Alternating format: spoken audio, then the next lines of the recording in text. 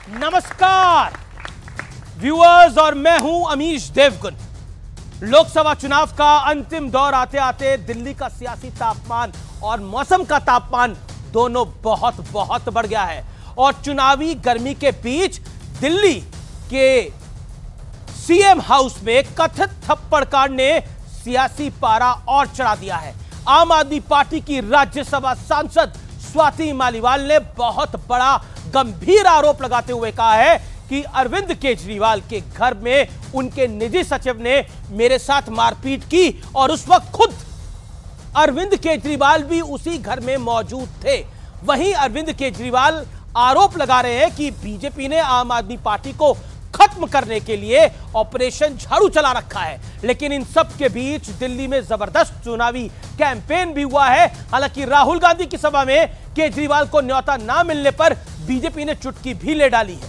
BJP का दावा है कि कांग्रेस अरविंद केजरीवाल के साथ दिखने से बच रही है, कट रही है। लेकिन आज का सबसे बड़ा प्रश्न है, क्या थप्पड़ कांड आम आदमी पार्टी के लिए एक बड़ी मुसीबत बन सकता है इस चुनाव में? आज इसी मुद्दे पर जनता जनार्दन के बीच, मेरे युवा मित्रों, मेरे युवा साथियों के बीच होगी सबसे बड़ी चर्चा।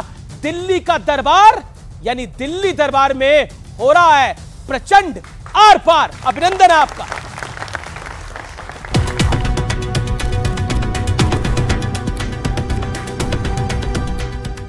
दिल्ली में चढ़ते सियासी तापमान के बीच सीएम हाउस का थप्पड़ कांड आम आदमी पार्टी पर रोज नई मुसीबत का बम फोड़ रहा है। जरा सुनिए स्वाति मालीवाल का ये ताजा बयान।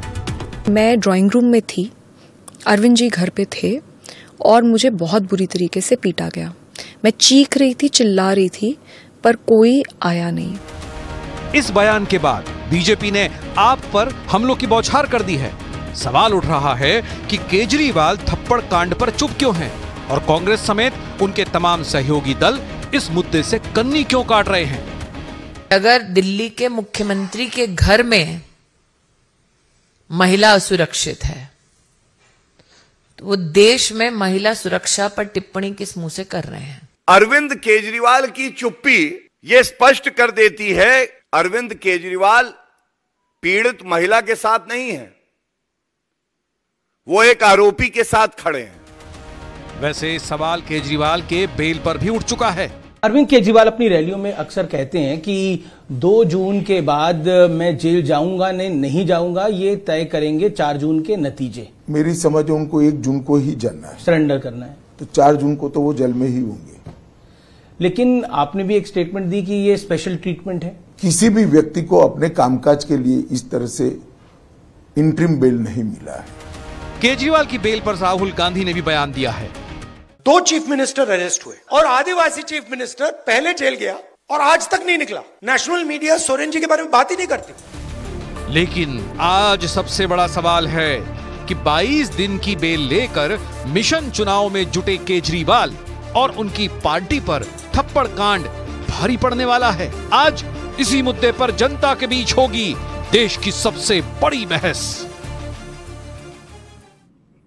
और आज की सबसे बड़ी चर्चा चुनाव के बीचों बीच में किन 3 बड़े मुद्दों पर होगी।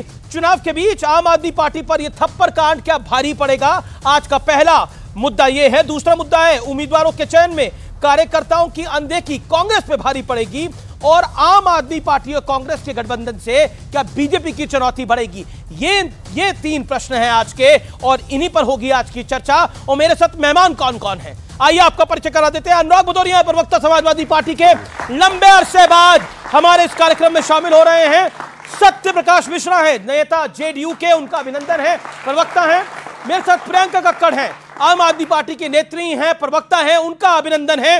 मेरे साथ गौरव भाटिया हैं, सीधा प्रेस कॉन्फ्रेंस करके आ रहे हैं समय, भारतीय जनता पार्टी के नेता प्रवक्ता, जोरदार तालियों से उनका भी अभिनंदन है। आप तमाम लोगों का अभिनंदन है और जनता जनार्दन आपका अभिनंदन है लोकतंत्र के इस महापर्व में।